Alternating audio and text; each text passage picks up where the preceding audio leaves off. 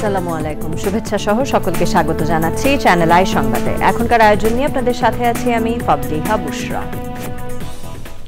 শুরুতেই চলুন দেখে নিই ফ্রেশ আটা, ময়দা, সুজি সংবাদ শিরোনামগুলো। D8 সম্মেলনে ভালোর বৃত্ত গড়ে তুলতে প্রধান উপদেষ্টার আহ্বান। ইসরায়েলিদের গণহত্যা ভাষায় প্রকাশ করা যায় না মন্তব্য। ব্রিটিশ সাময়িকী ইকোনমিস্টের মূল্যায়নে 2024 সালের বর্ষসেরা বাংলাদেশ, স্বৈরাচারী শাসনের পতনে ছাত্র নেতৃত্বাধীন বিক্ষোভের স্বীকৃতি। অন্তর্বর্তী সরকারের ভূমি এবং বেসামরিক বিমান পরিবহন ও পর্যটন উপদেষ্টা হাসান আরিফের প্রথম নামাজে জানাজা, আইন অঙ্গনের বরেণ্যজনের বিদায়ে শোক। রাজনীতি করতে রাজকীয় মন দরকার বললেন জামাতের আমির। সোনার বাংলা গড়ার নামে খুন গুমের চারণভূমিতে পরিণত হয়েছিল দেশ। নির্বাচনী রোডম্যাপকে প্রলম্বিত বলছেন বিএনপি নেতারা। জাতীয় নির্বাচন যখনই হোক বিএনপি ক্ষমতায় আসবে বলে মন্তব্য। এবং ওয়েস্ট ইন্ডিজকে প্রথমবার টি-20তে হোয়াইট ওয়াশ করে টাইগারদের সিরিজ জয়, ম্যাচ সেরা জাকেরের বিধ্বংসী ব্যাটিং।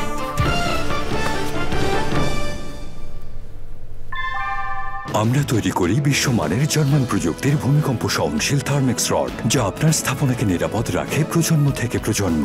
সালাম স্টিল, মোস্ট ডিউরেবল স্টিল। সংবাদ শিরোনামগুলো জানাচ্ছিলাম। এখনকার এই সংবাদ আয়োজন একই সঙ্গে চ্যানেল আইয়ের ইউটিউব চ্যানেল এবং চ্যানেল আইয়ের ওটিটি প্ল্যাটফর্ম আই স্ক্রিনে লাইভ স্ট্রিম হচ্ছে। এবার জানাবো বিস্তারিত খবর। D8 সম্মেলনে ভালোর বৃত্ত গড়ে তোলার আহ্বান জানিয়েছেন বাংলাদেশের অন্তর্বর্তীকালীন সরকারের প্রধান উপদেষ্টা ডক্টর মোহাম্মদ ইউনূস। তিনি বলেন, D8 দেশগুলোর লক্ষ্য হওয়া উচিত একটি নিরাপদ ব্যবসা এবং শিল্প কাঠামো গড়ে তোলা, যাতে প্রতিযোগিতাপূর্ণ বিশ্ববাজারে টিকে থাকা যায়। চকর মালিথার রিপোর্ট। ঐতিহ্যপূর্ণ এবং ঐতিহাসিক উত্তর আফ্রিকার দেশ মিশর। মিশরের সংস্কৃতি ও রাজনীতির কেন্দ্রবিন্দু দেশটির রাজধানী কায়রো। প্রাচীন এই শহরেই অনুষ্ঠিত হচ্ছে D8-এর 11তম সম্মেলন। তারুণ্য এবং ক্ষুদ্র ও মাঝারি শিল্প এবারের সম্মেলনের মূল প্রতিপাদ্য। সম্মেলনে বাংলাদেশের অন্তর্বর্তীকালীন সরকারের প্রধান উপদেষ্টা প্রফেসর মোহাম্মদ ইউনূস তার বক্তব্য উপস্থাপন করেন। তিনি বলেন, বাংলাদেশের প্রত্যন্ত গ্রামের মানুষ প্রযুক্তির সাথে উদ্ভাবনকেও গুরুত্ব দিচ্ছে। In Bangladesh, where agriculture is still the critical mainstay for the society and the economy, we see how children of the majority of small farmers are little interested to pursue back-breaking, risky and often uncertain farming on field the ways their parents took upon as a matter of tradition. Bangladesh নিয়ে বলতে গিয়ে D8-ভুক্ত দেশগুলোর উন্নয়নে পরামর্শ দেন শান্তিতে Nobel বিজয়ী এই বিশ্ব বরেণ্য ব্যক্তিত্ব। Often the younger folks show uncanny imagination in tackling intractable climatic stress on the field. সম্মেলনের নতুন ধারা নিয়ে কথা বলেন প্রধান উপদেষ্টা। In the D8 countries, collectively we possess enough of wealth, even in private philanthropy, to stand by these scores of SMEs. With our modest support, we can shape a virtuous circle of good and for our people to take advantage of it. We need to let money flow to them through de-risking finance, for instance.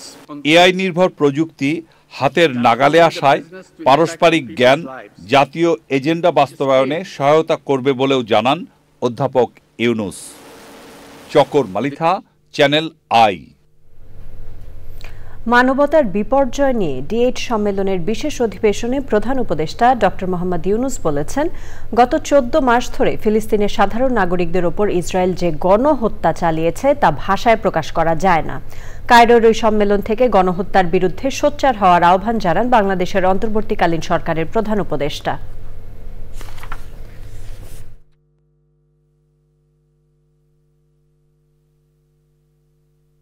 Beyond humanitarian interventions, it is time to prioritize thinking of reconstruction of Gaza and the West Bank and Lebanon. United Nations has cautioned that removing the 40 million tons of rubble left in the wake of Israel's bombardment could take at least 15 years. We understand that this rubble may contain over 10,000 bodies of the deceased. And this is also contaminated with asbestos. Let D8 therefore kickstart a process with an approximate estimation of the cost of reconstruction in Palestine and Lebanon. We can thereon press on formulation of international strategies for resource mobilization. D8 সম্মেলন শেষে দেশে ফিরেছেন প্রধান উপদেষ্টা অধ্যাপক Mohammad Yunus. Emirates এয়ারলাইন্সের একটি ফ্লাইটে মিশর থেকে দুবাই হয়ে দেশে ফেরেন তিনি। বিকেল 5টায় ফ্লাইটটি ঢাকার হযরত শাহজালাল আন্তর্জাতিক বিমানবন্দরে এসে পৌঁছায়। সে সময় উপদেষ্টা পরিষদের সদস্য এবং পদস্থ কর্মকর্তারা বিমানবন্দরে উপস্থিত ছিলেন।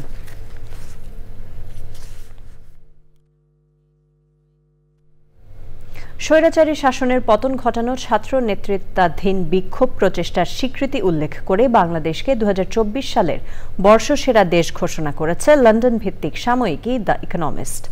সাময়িকীর ওয়েবসাইটে বলা হয়েছে, ছাত্র নেতৃত্বাধীন বিক্ষোভ শেখ হাসিনাকে ক্ষমতা ছাড়তে বাধ্য করেছিল, যিনি 15 বছর ধরে দেশ শাসন করেছিলেন।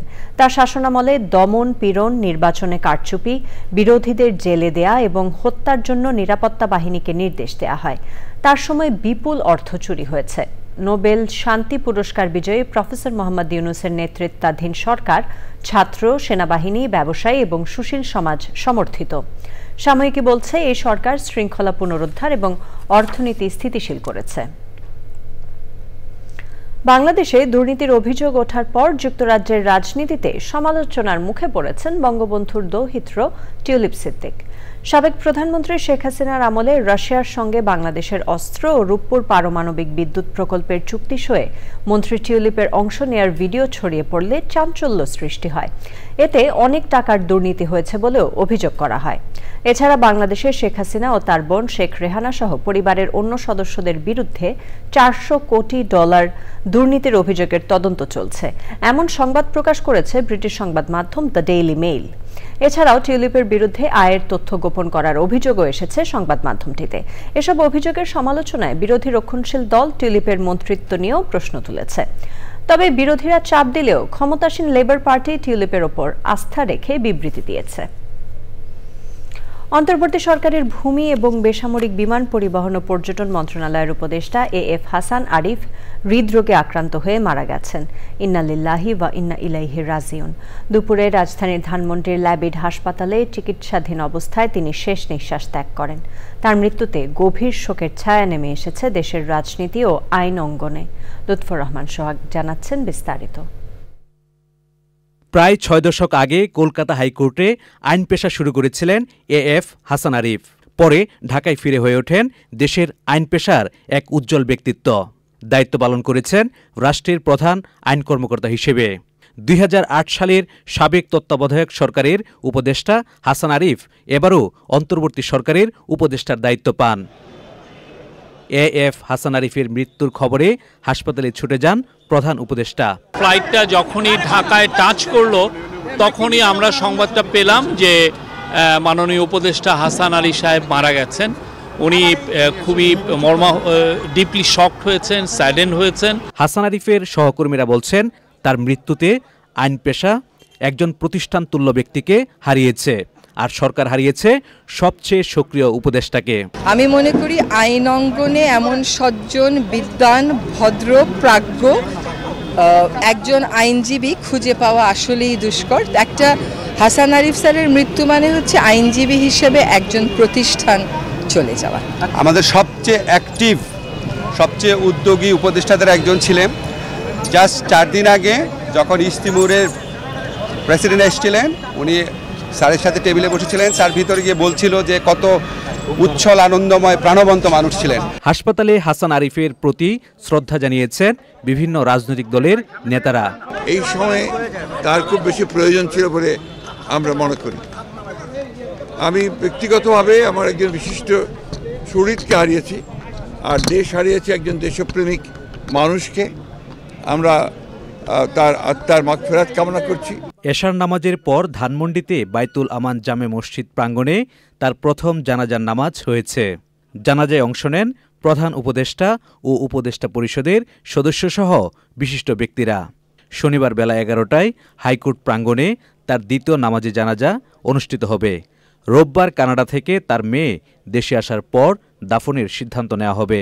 এএফ হাসান আরিফ 1941 সালের 10 জুলাই ভারতের কলকাতায় জন্মগ্রহণ করেন। লুৎফর রহমান সোহাগ, চ্যানেল আই, ঢাকা। রাজনীতি করার জন্য রাজকীয় মন দরকার, ভিখারির মতো নয় মন্তব্য করে জামায়াতে ইসলামের আমির ডক্টর শফিকুর রহমান বলেছেন, রাজনীতির নামে নিজেদের আখের গোছানোর কাজে ব্যস্ত ব্যক্তিরা রাজনীতি ছেড়ে দিতে পারেন। রাজধানীর কৃষিবিদ ইনস্টিটিউশনে জাতীয় কৃষিবিদ সম্মেলনে তিনি একথা বলেন।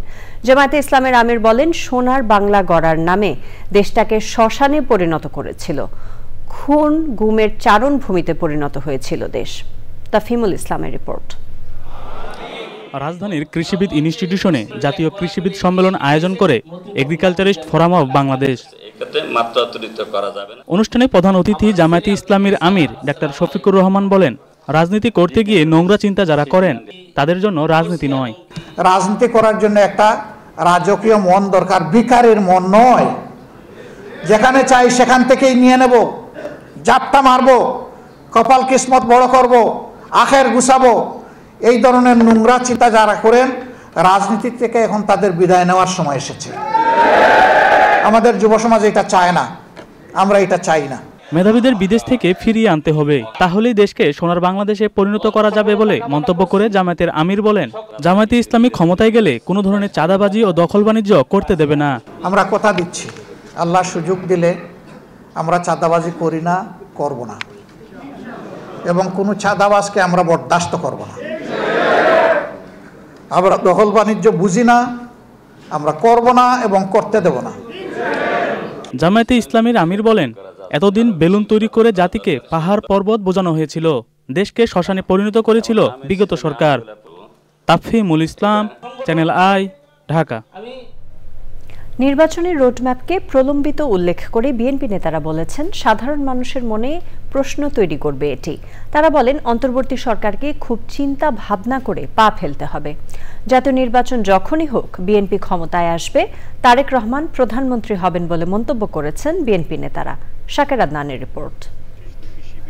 বৈষম্য বিরোধী ছাত্র আন্দোলনে শহীদ পরিবারের সদস্য ও আহতদের সহায়তা দিতে রাজধানীর মোহাম্মদপুরে আমরা বিএনপি পরিবার আয়োজিত অনুষ্ঠান।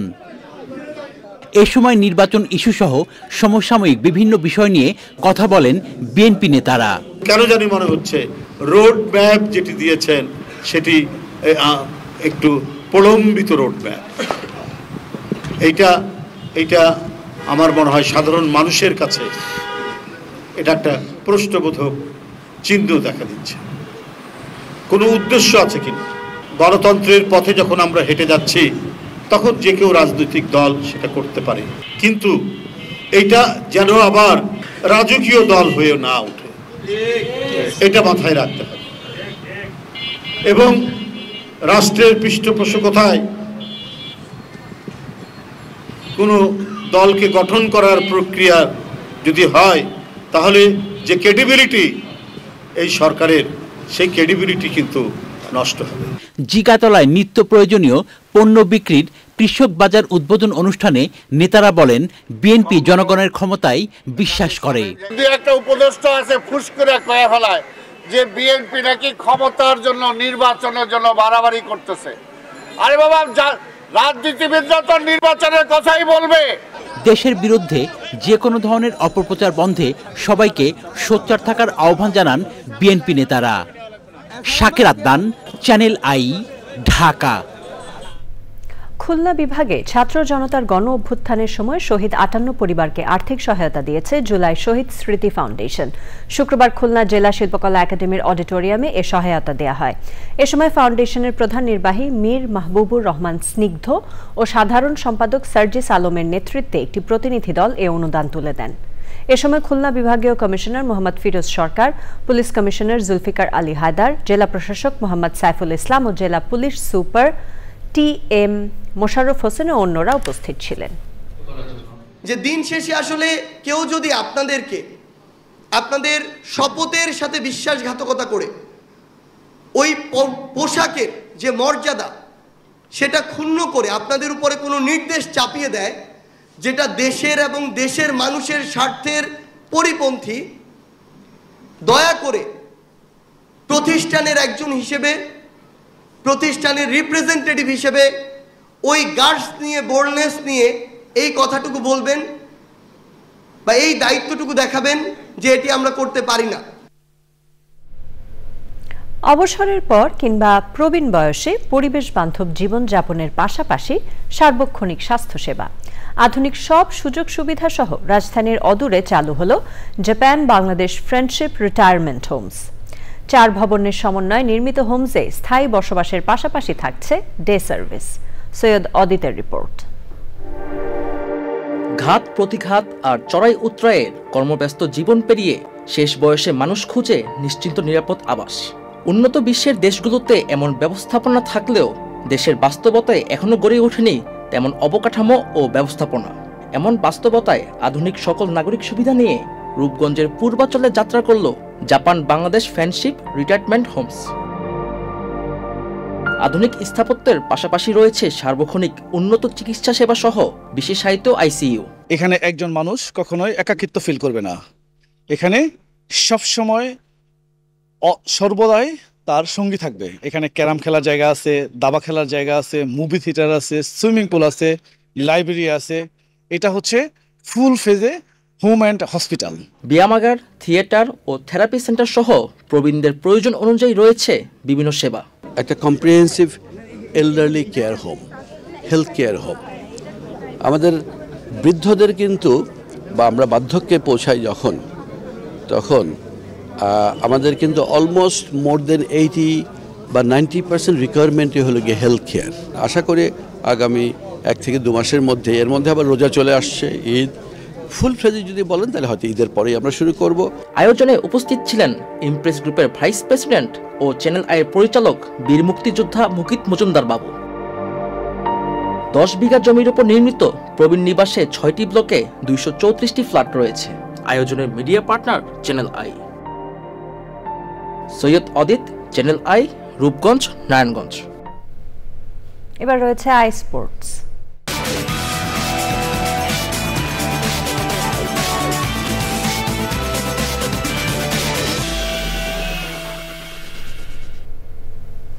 খেলাধুলার সব আপডেট নিয়ে আই স্পোর্টসে আছেন সহকর্মী আরিফ চৌধুরী। যাচ্ছি তার কাছে। আরিফ। পুষা, ধন্যবাদ আপনাকে। দর্শক স্বাগত জানাই আজকের আই স্পোর্টসে। টেস্ট সিরিজটি ছিল 1-1 ড্র। ওয়ানডেতে 3-0 হোয়াইট ওয়াশ হয় টাইগাররা, কিন্তু সপ্তাহ ঘুরতেই টি-20 সিরিজে এসে বাজিমাত। দারুণভাবে প্রশংসা পাচ্ছে বাংলাদেশ ক্রিকেট দল। নিজে রান না পেলেও এই সিরিজে দলের অধিনায়ক হিসেবে নিজেকে ভালোই প্রমাণ করেছেন লিটন কুমার দাস। ঐতিহাসিক সিরিজ জয়ের পর গণমাধ্যমের মুখোমুখি হয়ে লিটন বলেছেন, বোলারদের দায়িত্ব নিয়ে ম্যাচ জেতানোর অভ্যাস এই সিরিজে দলের সেরা প্রাপ্তি। একটা জিনিস পজিটিভ সাইড যেটা আমার কাছে মনে হচ্ছে, প্রত্যেকটা ম্যাচেই বলাররা নিজে থেকে দায়িত্ব নিছে, তাদের ফিল্ড সেটআপটা নিজেরা করছে, তারা লার্ন করতেছে অনেক কিছু। তো আমার মনে হয় এটা একটা ভালো একটা গুড সাইড। আর ব্যাটিংয়ের যে জিনিসটা বললেন, আমি চেষ্টা করতেছি। আই থিঙ্ক এটা এমন না যে, দেখেন একটা ব্যাটসম্যান অনেক সময় হয় কি, যখন একটু খারাপ যায়, যেহেতু 3 ফরম্যাট খেলছি লাগাতার একটু খারাপ চলে গেছে, বাট আমি চেষ্টা করতেছি, যেহেতু সালাউদ্দিন স্যারের সাথে কাজ করতেছি। মাত্র 12 দিন আগে ছেলেদের যুব এশিয়া কাপ জিতেছে বাংলাদেশ। ছেলেদের পর এবার মেয়েরাও উঠেছে যুব এশিয়া কাপের ফাইনালে। ঠিক ছেলেদের মতোই তাদেরও ফাইনালের প্রতিপক্ষ ভারত। রোববার মালয়েশিয়ার কুয়ালালামপুরে হবে বাংলাদেশ ভারত শিরোপার লড়াই। সুপার 4-এর বৃষ্টি বিঘ্নিত ম্যাচে নেপালকে 9 উইকেটের বড় ব্যবধানে হারিয়ে ফাইনাল নিশ্চিত করে লাল সবুজের জুনিয়র নারী দল। আগে ব্যাট করে নেপালি নারীরা করে 8 উইকেটে 54 রান। বৃষ্টির কারণে ম্যাচ নেমে আসে 11 ওভারে। 7 বল হাতে রেখেই 9 উইকেটের জয় পায় বাংলাদেশ। সর্বোচ্চ অপরাজিত 26 রান করেছেন ছোঁয়া। অপর ম্যাচে শ্রীলঙ্কাকে হারিয়ে ফাইনালের টিকিট পায় ভারতীয় নারীদের যুবদল। এবার ফুটবল পাড়ার খবর। বাংলাদেশি বংশোদ্ভূত লেস্টার সিটির ফুটবলার হামজা চৌধুরীকে অফিসিয়ালি পাওয়া বাংলাদেশ ফুটবল ফেডারেশনের আরেকটি সাফল্য হিসেবে দেখছেন বাফুফের সভাপতি তাবিথ আওয়াল। তিনি মনে করেন হামজার মাধ্যমে আরও বাংলাদেশি বংশোদ্ভূত খেলোয়াড় বের হয়ে আসবে এবং বর্তমানে দেশীয় খেলোয়াড়রাও আন্তর্জাতিক লিগে সম্পৃক্ত হওয়ার সুযোগ পাবেন। দ্রুতই হামজা চৌধুরীর সাথে একান্ত বৈঠক করবেন বলে জানান বাফুফের প্রেসিডেন্ট তাবিথ আওয়াল। মনে করি এটা আমাদের দেশের জন্য একটা গর্ব, আমাদের বিএফ জন্য একটা অর্জন যে হামজা চৌধুরীর মতো একটা বড় টপ লিগের এবং টপ ক্লাবের প্লেয়ারকে আমরা বাংলাদেশে পেয়েছি। বাংলাদেশে প্লেয়িং স্টাইলের সাথে বর্তমান যে ক্লাব লেস্টার সিটি সেই প্লেয়িং একটু ডিফারেন্স থাকবে কিনা বা সেই লেভেলে আমরা খেলাতে পারবো কিনা, খেলতে চাই কিনা, সেগুলো সব আমাদের অপেক্ষা করতে হবে যে আমাদের ন্যাশনাল টিমস কমিটি যখন ফর্ম হবে তারা এই বিবেচনাগুলো করবে। তো ইতিমুহূর্তে আমার সাথে হামজা চৌধুরীর সাথে সরাসরি কোনো কথা হয় নাই, যোগাযোগ হয় নাই, বাট আমি মানে প্রিপারেশন নিচ্ছি যে আগামীতে ওর সাথে সরাসরি বসবো। বাট আমরা একটা গুছাই নিচ্ছি যে আমাদের আরও 2-1টা প্লেয়ার আমরা পাই কিনা যারা হয়তো আমাদের ন্যাশনাল টিমে খেলতে চায়, আর আমাদের স্কেডিউলটা কী হবে। তো সব তথ্য একসাথে করে আমি তার সাথে বসার জন্য অতি শিগগিরই একটা প্ল্যান নিচ্ছি। প্রথমবারের মতো ঘরোয়া ক্রিকেটে নারীদের লঙ্গার ভার্সনের লিগ বিসিএল আয়োজন করেছে বাংলাদেশ ক্রিকেট বোর্ড বিসিবি। রাজশাহীতে শনিবার সকালে উদ্বোধন করা হবে 4 দলের উইমেন্স বিসিএল আসরের। 3 দিনের ম্যাচের এই আসরের মুখোমুখি হবে east zone, south zone, north ও সেন্ট্রাল জোন। অফিসিয়াল ট্রফি উন্মোচন অনুষ্ঠানে উপস্থিত ছিলেন 4 অধিনায়ক নিগার সুলতানা জ্যোতি, সোবহানা মুশতারি, ফাহিমা খাতুন ও রাবেয়া আক্তার। সকাল 9টায় টুর্নামেন্ট উদ্বোধন করবেন রাজশাহী ডিভিশনাল কমিশনার। থাকবেন বিসিবির উইমেন্স উইংয়ের প্রধান হাবিবুল বাশার সুমন ও অন্যরা।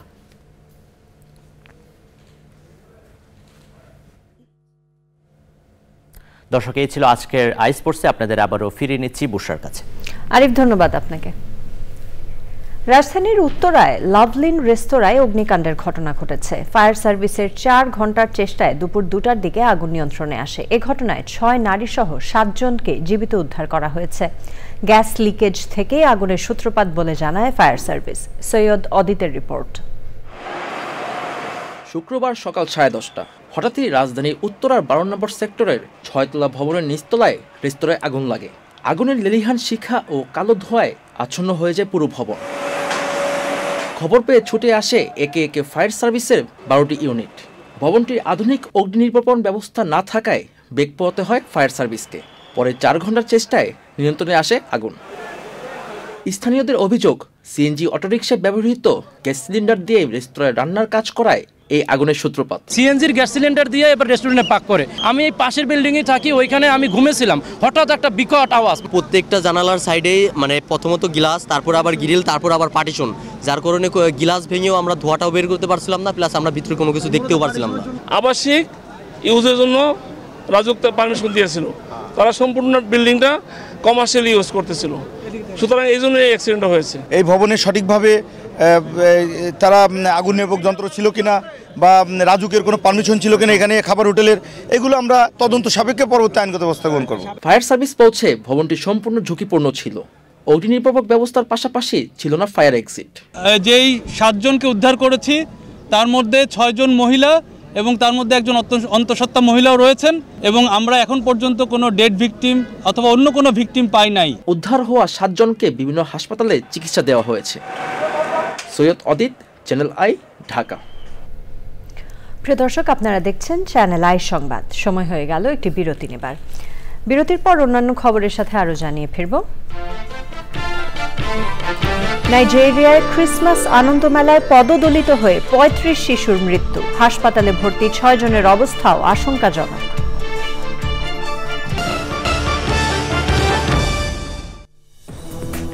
বিরতির পর সাথে থাকার জন্য ধন্যবাদ সবাইকে। দেশের সবচেয়ে বড় মেধাভিত্তিক TV reality show Ispahani Mirzapur Banglabid 6ষ্ঠ বর্ষের ঢাকা বিভাগের বাছাই পর্ব হয়েছে। নতুন প্রজন্মের কাছে বাংলা ভাষা, সংস্কৃতি, শুদ্ধ বানান ও ব্যবহার ছড়িয়ে দিতে এ আয়োজন। অনুষ্ঠানটি 24শে জানুয়ারি থেকে চ্যানেল আইতে প্রচার শুরু হবে। ওবায়দুল রশিদের রিপোর্ট। রাজধানীর সেন্ট জোসেফ উচ্চ মাধ্যমিক বিদ্যালয়ে ইস্পাহানি মির্জাপুর বাংলাবিদ 6ষ্ঠ বর্ষের ঢাকা বিভাগের বাছাই পর্ব। প্রতিযোগিতায় অংশগ্রহণকারী শিক্ষার্থীরা শপথ পাঠ করেন। বাংলাবিদের যে পরীক্ষাটা হয় এই প্রশ্নপত্র কখনোই ফাঁস হয় না। এরপর নিবন্ধন কার্ড নিয়ে প্রতিযোগিতায় অংশ নেন শিক্ষার্থীরা। অনেক ছোটবেলা থেকেই বাংলাবিদের অনুষ্ঠান দেখতাম, সেই 2019 থেকে। তখন থেকেই একটা ইচ্ছা ছিল যে বাংলাবিদে অংশগ্রহণ করব। এতদিন আসতে পারিনি, আজকে এসে খুব আনন্দিত। দেখি যে আমার রেজিস্ট্রেশন হয়ে গেছে, তো আমি সিলেক্ট হয়েছি, আমার খুব ভালো লাগছে। আন্তরিকভাবে আমি ধন্যবাদ জানাচ্ছি ইস্পাহানী, মির্জাপুর বাংলাবিদকে এবং চ্যানেল আইকে। হাজারো প্রতিযোগীর মাঝ থেকে প্রাথমিকভাবে 20 জনকে বাছাই করা হয়। মূল প্রতিযোগিতা শেষে দেশ সেরা বাংলাবিদ পাবেন 10 লাখ টাকার মেধাবৃত্তি। আর গ্র্যান্ড ফিনালে আগামী 18 এপ্রিল চ্যানেল আইয়ে সরাসরি সম্প্রচারিত হবে। অনুষ্ঠান করার মূল উদ্দেশ্য কিন্তু আমাদের বাংলা ভাষা, বাংলা ঐতিহ্য, বাংলা সংস্কৃতিকে আমাদের নতুন প্রজন্মের কাছে ছড়িয়ে দেওয়া। যখন এই অনুষ্ঠানটি চ্যানেলের পর্দায় প্রচারিত হয় তখন তার মাধ্যমে কিন্তু সারা বিশ্বের যত বাংলা ভাষাভাষী আছে তারা সবাই এই বাংলাবিদ অনুষ্ঠানটি দেখে। পরে 20 জন থেকে চূড়ান্ত পর্বের জন্য ঢাকা বিভাগের সেরা 8 বাংলাবিদকে বাছাই করা হয়। Obaidul Rashid, channel I, Dhaka. ঢাকা কলেজের ব্যবস্থাপনা বিভাগ অ্যালামনাই অ্যাসোসিয়েশনের মিলন মেলা হয়েছে। উৎসব মুখর পরিবেশে আয়োজিত মিলন মেলায় কলেজের প্রাক্তন ও বর্তমান ছাত্র, শিক্ষক এবং সুধীজনেরা স্মৃতিচারণ করেন। আয়োজনে প্রধান অতিথি ছিলেন ঢাকা কলেজের অধ্যক্ষ AKM ইলিয়াস।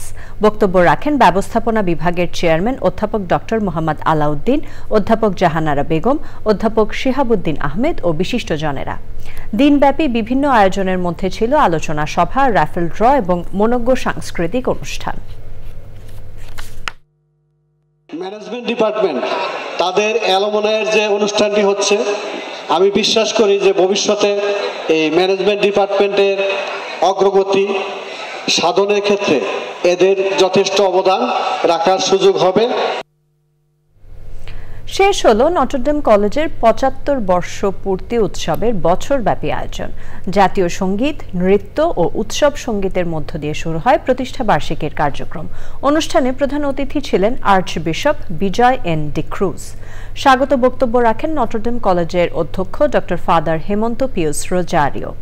নটরডেম বিশ্ববিদ্যালয়ের উপ-উপাধ্যক্ষ ডক্টর ফাদার চার্লস গার্ডন বক্তব্য রাখেন। উৎসবের ছবি দিয়ে তৈরি করা ফটো অ্যালবাম আলোর ঝর্ণাধারার মোড়ক উন্মোচন করেন অতিথিরা। দ্বিতীয় পর্বে কলেজের শিক্ষার্থীরা আবৃত্তি, রম্য বিতর্ক ও মনোজ্ঞ সাংস্কৃতিক অনুষ্ঠান পরিবেশন করেন। এবার নিটল টাটা আন্তর্জাতিক সংবাদ।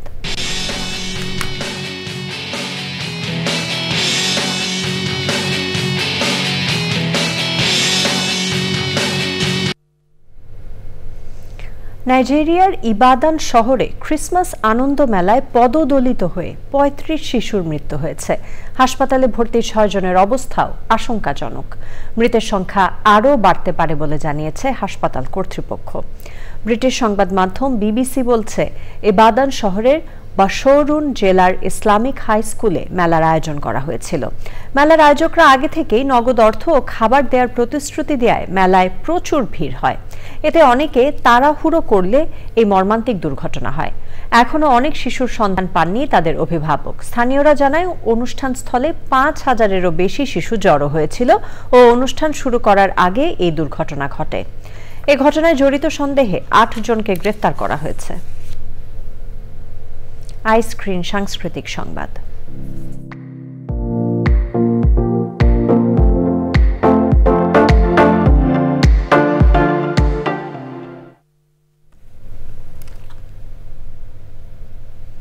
World media communication performance award প্রদান ও মনোজ্ঞ সাংস্কৃতিক অনুষ্ঠান হয়েছে। রাজধানীর একটি হোটেলে অনুষ্ঠান আয়োজন করে ওয়ার্ল্ড মিডিয়া কমিউনিকেশন। প্রধান অতিথি ছিলেন বিশিষ্ট সঙ্গীত শিল্পী রুনা লায়লা। সভাপতিত্ব করেন শিল্পী ফেরদৌস ওয়াহিদ। সে সময় ছিলেন অফিসার্স ক্লাবের vice chairman MA Razek, world media কমিউনিকেশনের পরিচালক ও চলচ্চিত্র অভিনেতা নাজমুল খান। কিংবদন্তি চলচ্চিত্র অভিনেত্রী আনোয়ারাকে আজীবন সম্মাননা সহ 12 জনকে সম্মাননা প্রদান করা হয়। অনুষ্ঠানের মিডিয়া পার্টনার চ্যানেল আই। আমি মনে করি যে এই প্রজন্মের শিল্পীদেরকে যদি আমরা সাপোর্ট করি, যারা আমরা সিনিয়র, আমাদের এক্সপিরিয়েন্সগুলো ওদেরকে বলতে পারি বা ওরা আমাদের কাছ থেকে কিছু টিপস নিতে চায়, অবশ্যই আমি সবসময় বলি ওদেরকে যে আমি সবসময় তোমাদের জন্য আছি। তোমার যখন যেটা মনে হয় তোমরা উইদাউট এনি হেজিটেশন তোমরা আমাকে কল করবে, মেসেজ করবে, and I will support you in any way I can. এবার রয়েছে কৃষি সংবাদ।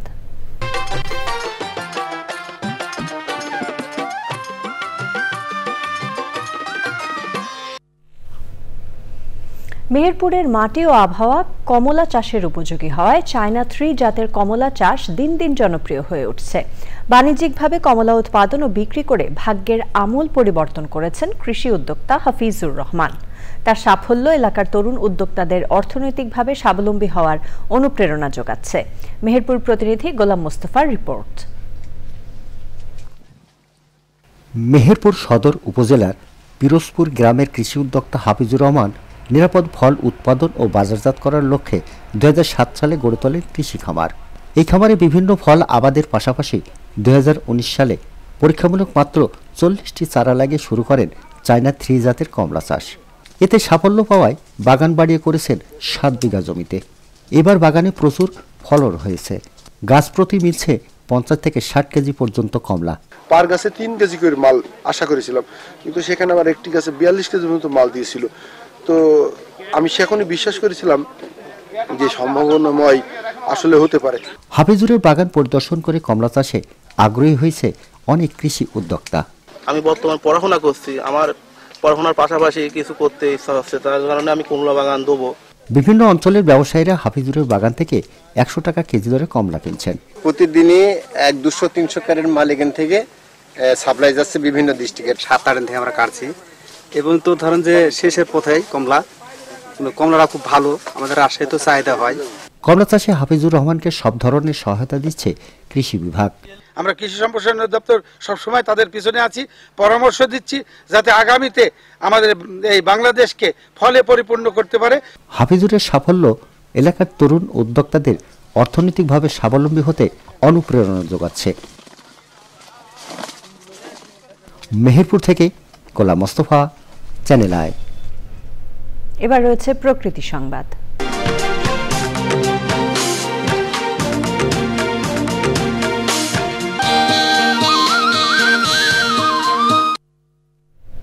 পর্যটকদের পদচারণায় মুখর কক্সবাজার সমুদ্র সৈকত। শীতের ছুটিতে প্রকৃতির সান্নিধ্য পেতে লাখো ভ্রমণ পিপাসু সৈকতে ছুটে এসেছেন।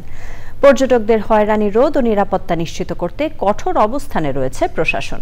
পরিবেশ বান্ধব পর্যটন নিশ্চিত করার পাশাপাশি বিদেশি পর্যটক আকর্ষণে আলাদা জোন নির্মাণের দাবি জানিয়েছেন সংশ্লিষ্টরা। কক্সবাজার থেকে নুরুল আলমের ভিডিও চিত্রে সরওয়ার আজম মানিকের রিপোর্ট। অসীম সমুদ্র, নীল জলরাশি, দিগন্ত বিস্তৃত আকাশ আর পাহাড়ি সৌন্দর্য মণ্ডিত বিশ্বের দীর্ঘতম সমুদ্র সৈকত কক্সবাজার। নির্মল বাতাস আর উন্মুক্ত প্রকৃতির ছোঁয়া পেতে দেশ বিদেশের হাজারো পর্যটকের গন্তব্য এই সমুদ্র সৈকতে। তাই তো বছরের শেষ প্রান্তে যান্ত্রিক জীবনের একঘেয়েমি কাটাতে সৈকতে হাজারো পর্যটকের উপচে পড়া ভিড়। ফ্যামিলির সাথে আসছি, এনজয় করতেছি। বাচ্চা কাচ্চার পরীক্ষা শেষ, এই সময় আসলেই একটু কোথাও ঘুরে যাওয়া উচিত। আমরা অনেক এনজয় করছি। এতে জমে উঠেছে পর্যটন কেন্দ্রিক হোটেল ব্যবসাও। এটা চলমান অবস্থায় থাকবে, কারণ মার্চ থেকে কিন্তু আবার রমাদান মাস শুরু।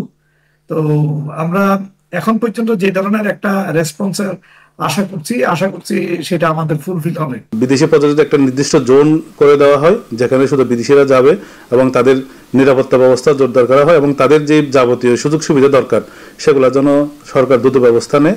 পর্যটকদের নিরাপত্তা নিশ্চিতে কাজ করছে জেলা ও টুরিস্ট পুলিশ। সার্বক্ষণিকভাবে বিভিন্ন দল উপদলে বিভক্ত করে পর্যটকের নিরাপত্তার জন্য আমরা সর্বক্ষণ ডিউটি করে যাচ্ছি। অর্থনৈতিক চাকা সচল রাখতে পর্যটন শিল্পের উন্নয়নে সবার সচেতনতা জরুরি বলছেন সংশ্লিষ্টরা। কক্সবাজারে আগত পর্যটকদের সন্ধ্যার পর বিনোদনের ব্যবস্থা করা এবং বিদেশি মিশনারিগুলোর মাধ্যমে বিদেশি পর্যটকদের আকৃষ্ট করতে এই সরকার যেন উদ্যোগ নেয়, এমনটাই প্রত্যাশা করছেন সংশ্লিষ্টরা। কক্সবাজার সমুদ্র সৈকত থেকে সরওয়ার আজম মানিক, চ্যানেল আই। সংবাদে আবারও সময় হয়ে গেল একটি বিরতি নেবার। বিরতির পর অন্যান্য খবরের সাথে আরো জানিয়ে ফিরব। বাজারে চাল মুরগির দাম গত সপ্তাহের চেয়ে বেশি। পেঁয়াজ, ডিম, আলু ও শীতকালীন সবজির দাম কমতে থাকায় ক্রেতাদের স্বস্তি।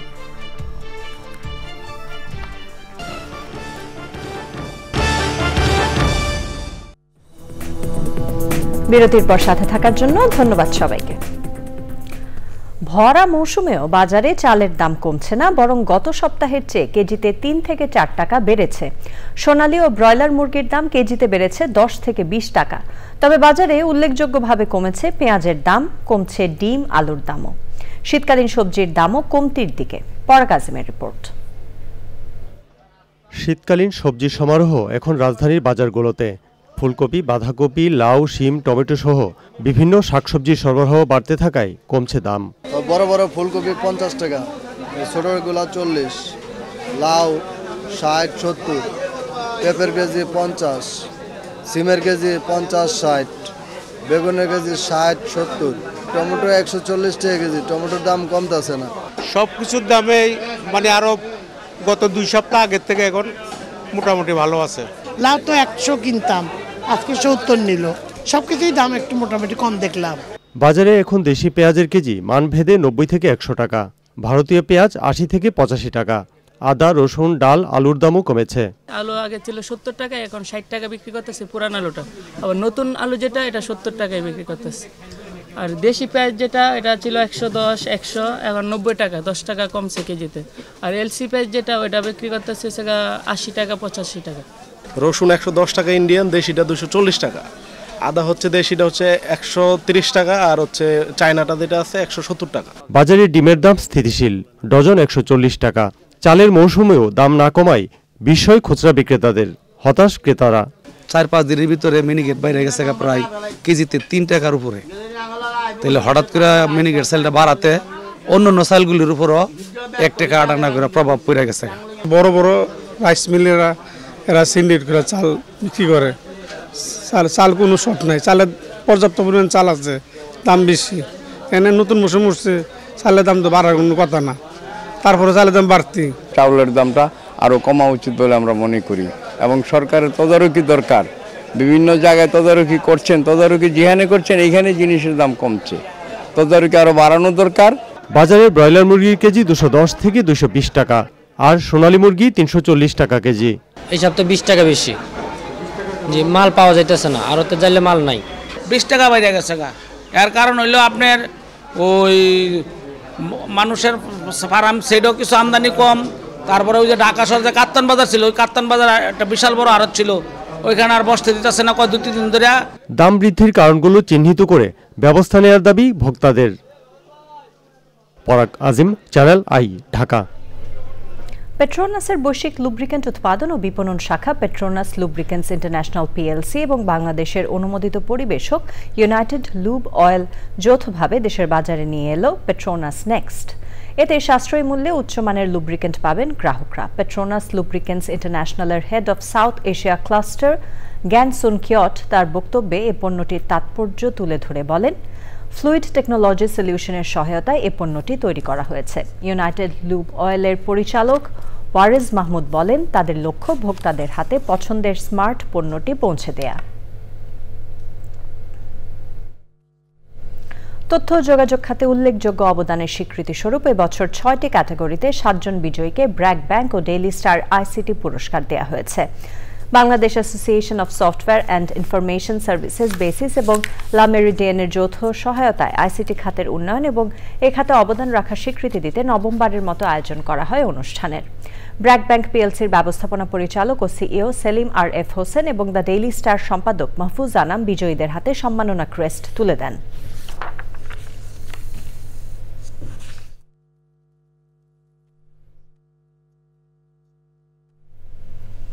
দৈনিক আমার দেশ পত্রিকা 22 ডিসেম্বর থেকে পুনঃপ্রকাশ হতে যাচ্ছে। জাতীয় প্রেস ক্লাবে সংবাদ সম্মেলনে পত্রিকার সম্পাদক ডক্টর মাহমুদুর রহমান বলেন, স্বাধীনতা এবং নিরপেক্ষতা বজায় রেখে আগের মতো নির্ভীক সংবাদ প্রকাশে বদ্ধপরিকর থাকবে পত্রিকাটি। দুর্নীতি ও সব ধরনের আধিপত্যের বিরুদ্ধে সোচ্চার থেকে পাঠকের আস্থা ধরে রাখার আশা প্রকাশ করেছেন সংশ্লিষ্টরা।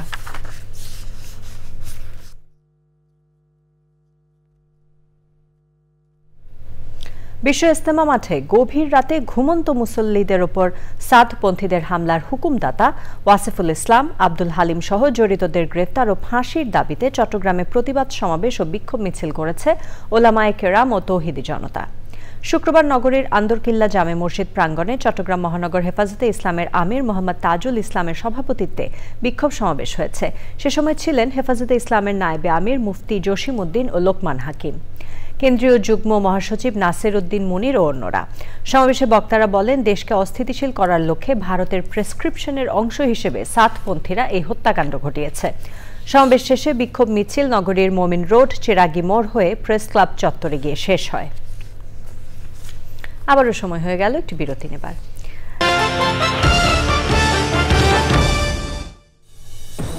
বিরতির পর আবার আমন্ত্রণ চ্যানেল আই সংবাদে। Satkhira medical assistant training school প্রতিষ্ঠার 12 বছরে প্রয়োজনীয় জনবল নিয়োগ দেওয়া হয়নি। প্রতিষ্ঠানের নিজস্ব শিক্ষক নেই অধ্যক্ষ। Medical laboratory, library, computer lab তালাবদ্ধ থাকায় যথাযথ শিক্ষা নিতে পারছেন না শিক্ষার্থীরা। আবুল কালাম আজাদের পাঠানো তথ্যে রাজীব আহমেদের রিপোর্ট। সারা দেশে 17টি সরকারি মেডিকেল অ্যাসিস্ট্যান্ট ট্রেনিং স্কুলের একটি সাতক্ষীরার নলতা গ্রামে অবস্থিত। 2013 সালে প্রতিষ্ঠিত হলেও নিজস্ব জনবল ছাড়াই 2018 সালে আনুষ্ঠানিক শিক্ষা কার্যক্রম শুরু হয়। 7 বছর অতিবাহিত হলেও প্রতিষ্ঠানটিতে তৈরি হয়নি নিজস্ব লোকবল। প্রতিষ্ঠানের একজন প্রধান প্রিন্সিপাল ইনিও নিয়মিত না, ইনিও থাকেন না, ভারপ্রাপ্ত সিভিল সার্জনের ঘাড়ে এটা দেওয়া আছে এবং আমাদের প্রতিষ্ঠানে কোনো স্টাফ নাই। ল্যাব রুম আছে কিন্তু আমরা সেটা কখনোই ব্যবহার করতে পারি না। শিক্ষার্থীদের পৃথক 2টি হোস্টেল আছে, টাকা দিয়েও পাওয়া যাচ্ছে না হোস্টেলের পরিবেশ, নেই নাগরিক সুযোগ সুবিধা। আমরা একটা রুমে 2 জনের জায়গায় 4 জন করে থাকি এবং আমরা যখন আসছি তখন আমরা রুমও পাই না। আমরা টিভি রুমে রুম শেয়ার করে থাকছি 10 জনে। আমরা ডাইনিং রুমে থাকি, রান্নাঘর বা বিভিন্ন জায়গাতে থাকতে হয়, যেগুলোতে থাকার কারণে আমাদের বিভিন্ন রকমের ছোঁয়াচে রোগও হয়। আমরা এগুলো নিয়ে খুব অসুবিধার মধ্যে থাকি। সাতক্ষীরা জেলা স্বাস্থ্য বিভাগের শীর্ষকর্তা, সিভিল সার্জন ও সাতক্ষীরা সদর হাসপাতালের তত্ত্বাবধায়ক পদ দুটি একজনকে চালাতে হয়, আবার তাকেই বানানো হয়েছে ভারপ্রাপ্ত অধ্যক্ষ। ক্লাস নেওয়ার জন্য দেবাটা উপজেলার 3 জন মেডিকেল অফিসারকে দায়িত্ব দেওয়া হয়েছে, তারা ক্লাস নিচ্ছে এবং অন্যান্য টেকনিক্যাল ক্লাস যাদের নেওয়ার কথা তাদেরকেও বলা হয়েছে, তারা ক্লাস নিচ্ছে। অফিসের কাজ আপাতত দেবাটার অফিস সহকারীদেরকে দিয়ে চালানো হচ্ছে, তবে পদ সৃজন অত্যন্ত জরুরি। মাধ্যমিকে বিজ্ঞান বিভাগে পাশ করে এই প্রতিষ্ঠানে বর্তমানে 155 জন শিক্ষার্থী রয়েছে। এবছর আরও 52 জন ভর্তি হবে। অবিলম্বে প্রতিষ্ঠানটির বিরাজমান সমস্যার সমাধান করে পড়াশোনার সুষ্ঠু পরিবেশ ফিরিয়ে এনে দক্ষ মেডিকেল অ্যাসিস্ট্যান্ট তৈরির উদ্যোগ নেওয়ার দাবি সংশ্লিষ্টদের। Rajib Ahmed, channel I. কানাডায় জাস্টিন ট্রুডো সরকারের মন্ত্রিসভা পুনর্গঠন হচ্ছে। কানাডার স্থানীয় সময় শুক্রবার সকালে নতুন মন্ত্রীদের শপথের প্রস্তুতি নেওয়া হয়েছে। এ দফায় 10 জনের বেশি নতুন মন্ত্রী শপথ নিচ্ছেন। সমালোচকরা বলছেন, অধিক সংখ্যক মন্ত্রী নিয়োগ দিয়ে ট্রুডো দলে নিজের কর্তৃত্ব নিরঙ্কুশ রাখার চেষ্টা করছেন। প্রধানমন্ত্রী জাস্টিন ট্রুডোর দল লিবারেল পার্টির মধ্যে চলছে টানাপোড়েন, যার ফলে ট্রুডোর থাকা না থাকা নিয়ে আলোচনা হচ্ছে। এ পর্যন্ত কমপক্ষে 18 জন এমপি প্রকাশ্যে ট্রুডোকে দলের নেতৃত্ব থেকে সরে দাঁড়ানোর আহ্বান জানিয়েছেন। এরই সাথে আয়োজনের শেষ পর্যায়ে আমরা, তবে যাবার আগে ফ্রেশ আটা, ময়দা, সুজি সংবাদ শিরোনামগুলো জানিয়ে দিচ্ছে আরো একবার। D8 সম্মেলনে ভালোর বৃত্ত গড়ে তুলতে প্রধান উপদেষ্টার আহ্বান। ইসরায়েলিদের গণহত্যা ভাষায় প্রকাশ করা যায় না মন্তব্য। ব্রিটিশ সাময়িকী ইকোনমিস্টের মূল্যায়নে 2024 সালের বর্ষসেরা বাংলাদেশ। স্বৈরাচারী শাসনের পতনে ছাত্র নেতৃত্বাধীন বিক্ষোভের স্বীকৃতি।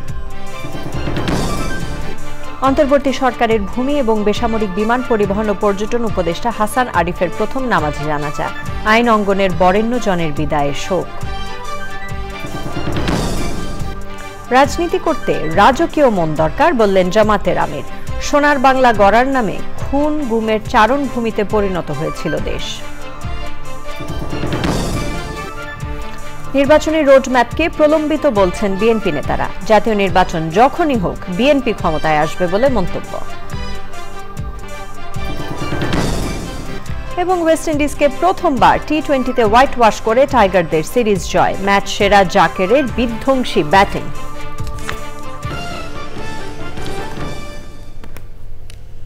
চ্যানেল আই সংবাদের এখনকার আয়োজন এ পর্যন্তই। এতক্ষণ আমাদের সাথে থাকার জন্য ধন্যবাদ সবাইকে।